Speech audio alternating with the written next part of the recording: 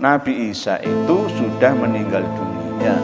Tidak perlu ditunggu kehadirannya lagi di muka bumi ini, karena Nabi penutup Khotamul Anbiya wal Mursalin itu ya Rasulullah Muhammad SAW yang berkedudukan sebagai wama Muhammadun illa rasul qad khalat min qablihir rusul. Jadi juga Rasulullah itu sebagai khatamin nabiyyin. Maka Muhammadun aba ahadim mir rijalikum walakin Rasulullah wa khataman nabiyyin. Kalau kita menunggu datangnya Nabi Isa kembali ke planet bumi kita ini, berarti Rasulullah Muhammad SAW bukan Nabi terakhir. Nabi terakhir ya Nabi Isa. Assalamualaikum warahmatullahi wabarakatuh. Bismillah, alhamdulillah, wassalatu wassalamu ala rasulillah Muhammad ibn Abdillah wa ala alihi wa sahbihi mawala, amma ba'd. Saudara-saudariku, para pemirsa dan pendengar sekalian, semoga dirahmati, diberkahi, dan mendapatkan kebahagiaan senantiasa dimanapun dan kapanpun berada. Pada kesempatan malam hari ini kita akan membahas tentang 4 nabi yang diyakini oleh mayoritas umat Islam masih hidup sampai sekarang. Yang pertama Nabi Idris alaihissalam, yang kedua Nabi Khidir atau Nabi Balya ibnu Mulkan alaihissalam, yang ketiga Nabi Ilyas alaihissalam, dan yang keempat Nabi Isa bin Maryam alaihissalam.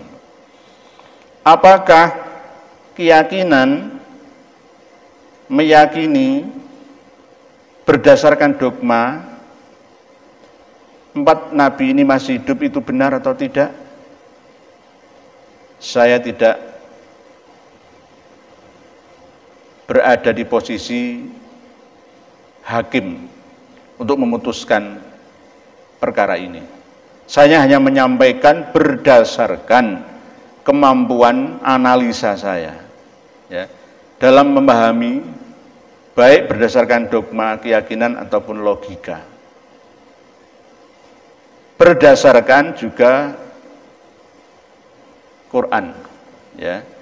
Ayat Al-Quran yang sudah pasti baku mengatakan bahwa setiap manusia itu akan mengalami kematian, tak terkecuali para nabi. Sudah saya bahas pada episode khusus tentang Nabi Isa alaihissalam. Tidak usah ditunggu datang, turun kembali ke bumi, turun seperti Superman atau Gatot Kaca dari langit, itu tidak. Tapi beliau almarhum Nabi Isa juga sudah tiada.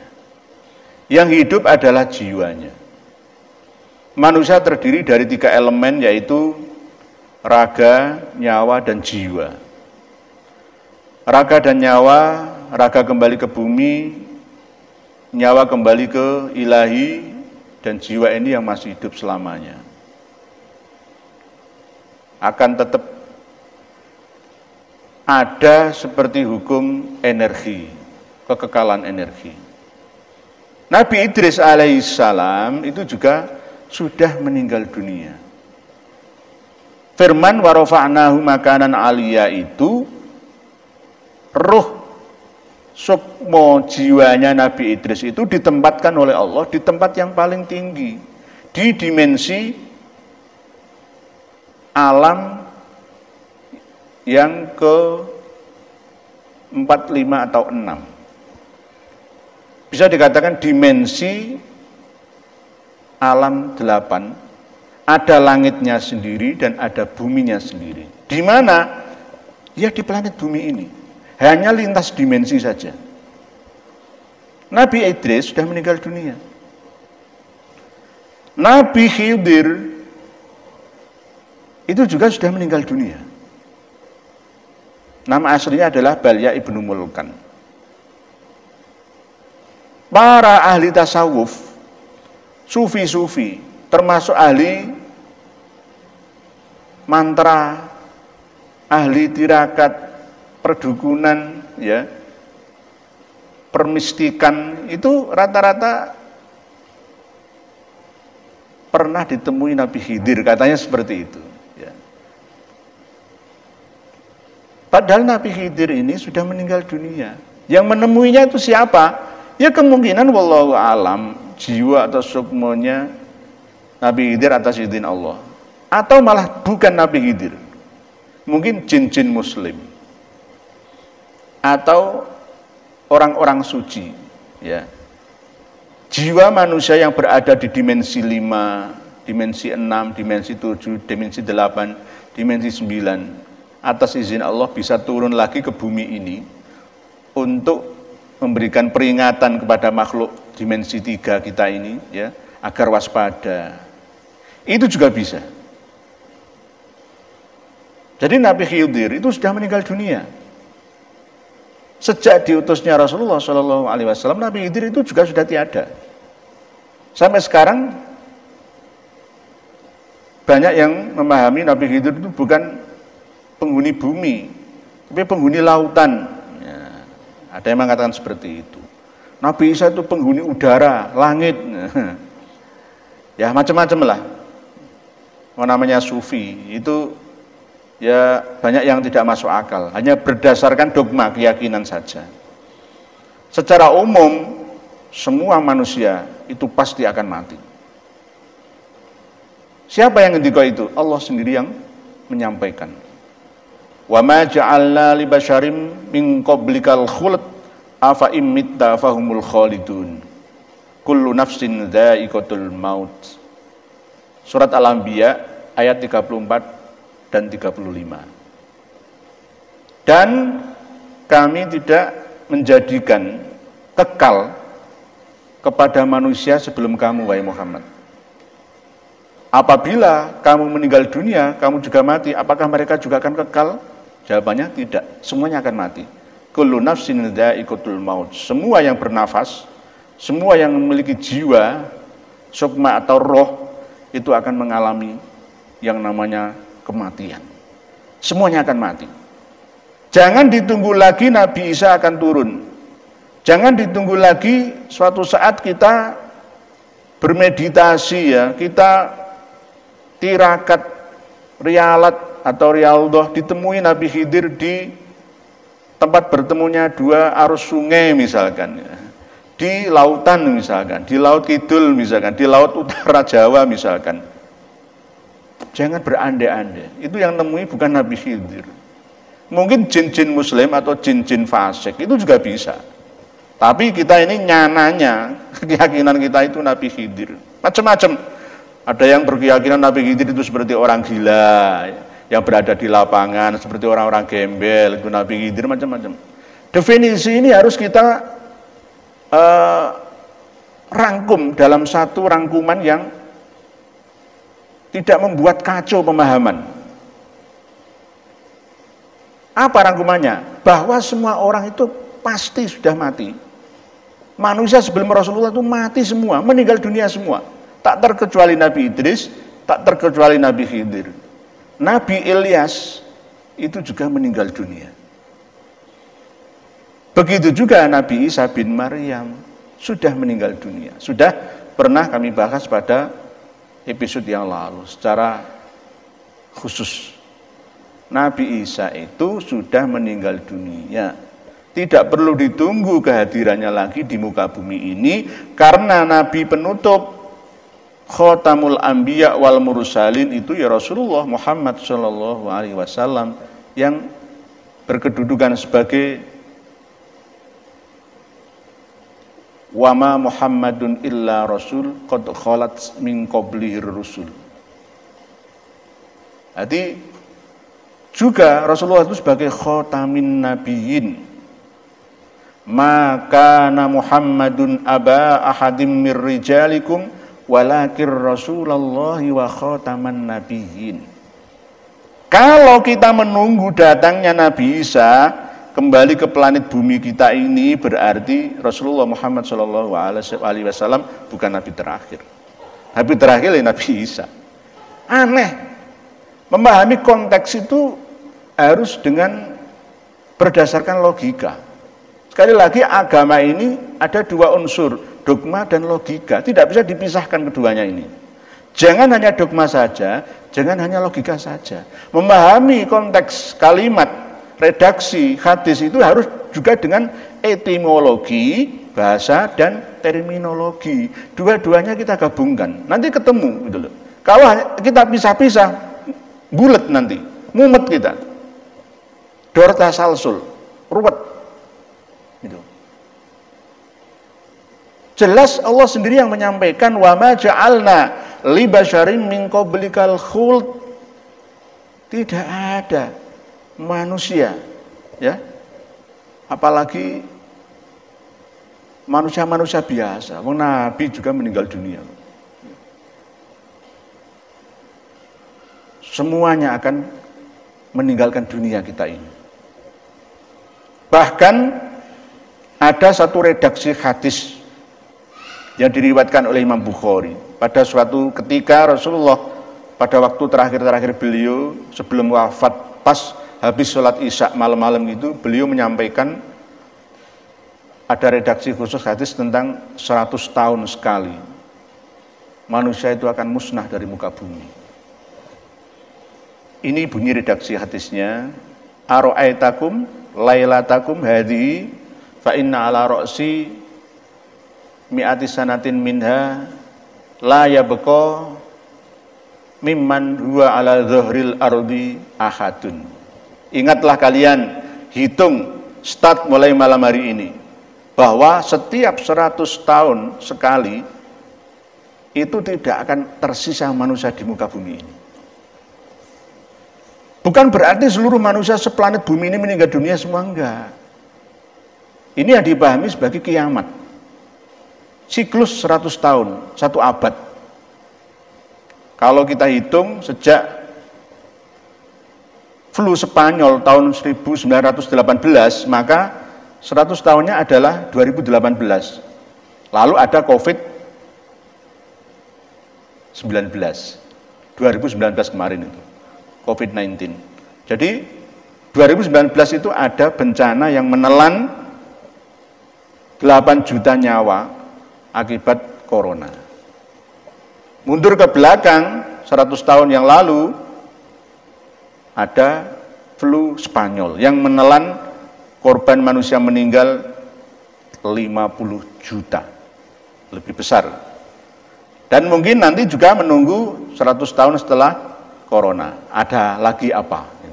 Tidak hanya hitungan corona, bisa hitungan yang lain, mungkin meletusnya gunung, ya. 100 tahun yang lalu Gunung Raung yang ada di perbatasan Banyuwangi, Bondowoso, ya, Jember belum pernah meletus, siapa tahu nanti akan meletus. Saya bukan peramal, karena setelah Semeru meletus diikuti dengan gempa di Samudra Hindia, terasa sampai Jember, ya. Gunung Kerinci juga ikut meletus. Nanti akan diikuti oleh gunung-gunung yang lain. Ya, ini berarti dihitunglah statnya 100 tahun. Kalau tsunami Aceh tahun 2004, 100 tahunnya kapan? Gempa Bantul Yogyakarta yang diikuti dengan munculnya lumpur lapindo 2006, hitung 100 tahun ke depan. Gunung Merapi, ya, sama, dan gunung-gunung yang lain juga peristiwa gempa-gempa yang ada di Indonesia ini. Oleh sebab itu semuanya akan musnah dari muka bumi ini. Kita ini 100 tahun yang akan datang sudah tidak ada lagi, tidak diizini oleh Allah untuk berpijak di muka bumi ini. Inilah yang disabdakan oleh Rasulullah bahwa setiap 100 tahun sekali tidak akan tersisa manusia di muka bumi ini. Nggak ada manusia. Bukan berarti seluruh manusia ini semua hancur, musnah akibat bencana global total, yang enggak. Masih ada sisa-sisa manusia. Dan sisanya ini mungkin lebih banyak, ya kan? Seiring dengan perkembangan teknologi saat ini, di mana semuanya bisa diantisipasi, bisa diminimalisir korbannya. Di semuanya akan mati. Jadi hitung 100 tahun yang akan datang. Malam hari ini hitung manusia semuanya tidak sampai 100 tahun, umur 50, 56, 60, 70 sudah banyak yang meninggal dunia. Ini berarti sudah musnah, tidak tersisa di muka bumi ini. Dan akan ada lahir generasi-generasi baru lagi. Inilah yang dinamakan surga dan neraka ini masih ada selagi langit dan bumi ini juga tetap ada. Hanya beda penghuninya saja. Bumi yang kita pijak 100 tahun lagi ini beda. Tidak sama seperti sekarang ini, gambarannya, bentuknya. Akan ada perubahan-perubahan, pengurangan dan tambahan-tambahan baru lagi. Jadi kembali kepada topik bahwa Nabi Idris, Nabi Khidir, Nabi Ilyas, dan Nabi Isa alaihissalam, ya, itu sudah meninggal dunia semua. Jangan ditunggu-tunggu lagi. Yang mengatakan masih hidup ini siapa? Wong Allah sendiri yang mempunyai kehidupan ini sudah berfirman, "Wa ma ja'alna li basyarim min qablikal khuld afa imitta fahumul khalidun kullu nafsin dha'iqatul maut." Buka surat Al-Anbiya ayat 34 dan ayat 35. Begitu juga ayat-ayat yang lain banyak menerangkan tentang bahwa semua umat manusia yang hidup itu pasti akan mati. Para pemirsa dan pendengar sekalian rahimakumullah, saya tidak memaksa para pendengar dan pemirsa sekalian untuk mengikuti keyakinan saya ini, tapi beragama ini jangan hanya dogma, gunakan logika, coba dipilah dan dipilih, dipikar dan dipikir bersama-sama. Supaya kita ini tidak terombang-ambing ya oleh mitos, legenda, cerita-cerita yang tidak masuk akal. Kalau sudah masuk dalam kategori keyakinan, yakin, wis mati di situ, paten. Dasar utamanya adalah kita mau open minded, mau membuka wawasan pikiran kita, membuka open heart hati kita untuk menerima perkembangan informasi yang ada. Jangan hanya terpaku pada keyakinan baku yang tidak jelas, hanya berdasarkan dogma saja. Agama Islam itu adalah agama dogma dan agama logika. Tidak bisa dipisahkan antar keduanya. Oleh sebab itu, kita umat manusia, khususnya umat Islam, harus semakin cerdas dan semakin berbahagia, semakin maju peradabannya. Umat agama lain beribadah dalam satu hari satu malam itu ada yang cukup 1 kali, ada yang malah ibadahnya itu sepekan sekali, ada yang 2 pekan sekali. Umat Islam 24 jam ini 5 kali sholat 5 waktu. Harusnya umat Islam ini jauh meninggalkan semua peradaban non-muslim yang ada. Lebih berbahagia, lebih sukses, ya, lebih maju. Harusnya begitu. Karena apa? Ibadahnya itu setiap hari 5 kali. Ya. Sedulu andan sholat, sedulu andan sholat. Belum lagi tambahan ibadah-ibadah sunnah yang lain. Mestinya umat Islam harus sangat berbahagia, harus sudah mencapai surga, harus sudah mencapai tingkatan jannatul ma'wa di dunia sampai di ukhronya. Demikian, wallahu a'lam bissawab. Akhirul kalam, wassalamualaikum warahmatullahi wabarakatuh.